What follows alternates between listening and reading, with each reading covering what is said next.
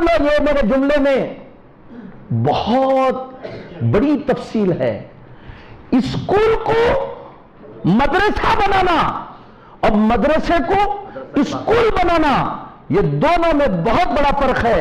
اگر مدرسے کو اسکول بناؤ گے تو تمہارا ذہن غلامی کا بنے گا اور تم اس علم کو حقارت کے ساتھ دیکھو گے اور تم اس کا پیغام کہیں نہیں پھیلاؤ گے بلکہ اس پیغام کو اس علم کے ذریعے دوسری جگہ پھیلاتے رہو گے.